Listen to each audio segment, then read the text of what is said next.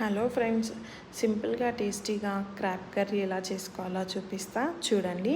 First క్రాబ్స్ని lemon and salt వేసుకొని బాగా wash చేయాలి. వాష్ చేసుకున్న తర్వాత నేను చూపించినట్టు వీడియోలో హాట్ వాటర్లో వేయాలి. అప్పుడే ఇంకా నీసు వాసన పోయి బాగుంటుంది అన్నట్టు కర్రీ. తర్వాత ఒక కడాయి పెట్టుకోండి, అందులో ఆయిల్ పోసుకోండి. కొంచెం ఎక్కువనే ఆయిల్ పట్టిద్ది క్రాబ్ కర్రీకి. తర్వాత జీలకర్ర, లవంగా, యాలకు ఇవన్నీ హోల్ గరం మసాలా యాడ్ చేయండి. అవి గోలిన తర్వాత పచ్చిమిర్చి, ఉల్లిగడ్డ కూడా వేయండి. అవి బ్రౌన్ షేడ్లోకి వచ్చిన తర్వాత ఆనియన్ పేస్ట్ వేయాలి.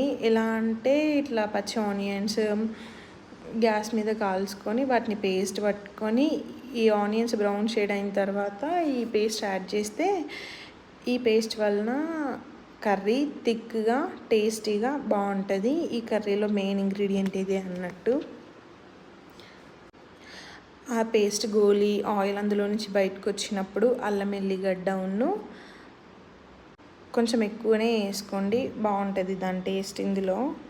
అది గోలి పచ్చివాసన పోయిన తర్వాత పసుపు యాడ్ చేయండి. పసుపు కూడా గోలిన తర్వాత ఉప్పు, కారం, ధనియా పొడి, గరం మసాలా, మెంతు పొడి అన్నీ మీ టేస్ట్కి తగ్గట్టు యాడ్ చేయండి.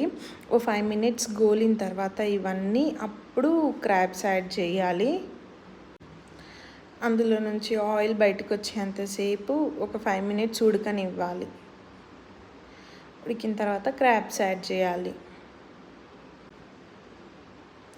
వాటిని మంచిగా కలుపుకోవాలి. క్రాబ్స్ ఆయిల్లో ఫ్రై అయ్యేటట్టు కలుపుకోవాలి. అప్పుడు ఇంకా అసలు స్మెల్ రాదు. క్రాబ్స్ ఎక్కువ నీసు వాసన వస్తాయి. సో నేను చెప్పిన ప్రాసెస్లో చేస్తే అసలు బ్యాడ్ స్మెల్లే రాదు. స్లోగా ఇట్లా కలుపుకున్న తర్వాత ఒక 5 minutes ఆయిల్లో గోలనివ్వాలి. మంచి టేస్ట్ ఉంటుంది. ఇట్లా ఆయిల్లో గోలిన తర్వాత మీ టేస్ట్కి తగ్గట్టు చింతపండు రసం పోసుకోండి. తర్వాత గ్యాస్ మీడియం ఫ్లేమ్లో పెట్టి ఓ 15 minutes మసలనివ్వాలి ఈ సూప్లో క్రాబ్స్ని. అప్పుడే మంచి టేస్ట్ ఉంటుంది. హై ఫ్లేమ్లో పెడితే క్రాబ్స్ బాయిల్ అవ్వవు, ఉడకక మంచిగా అనిపించదు, టేస్ట్ ఉండదు. మంచిగా గ్రేవీ చిక్కగా అయ్యేంత వరకు మీడియం ఫ్లేమ్లో పెట్టి గోలిన తర్వాత పులుసు మసలేటప్పుడు కొంచెం మెంతు పొడి గరం మసాలా యాడ్ చేయాలి. మంచి ఫ్లేవర్ వస్తుంది కర్రీకి. ఎట్ లాస్ట్ కొంచెం కొత్తిమీర వేసుకొని గ్యాస్ ఆఫ్ చేయండి. Super tasty crab curry ready. Video నచ్చితే like and subscribe. Thank you.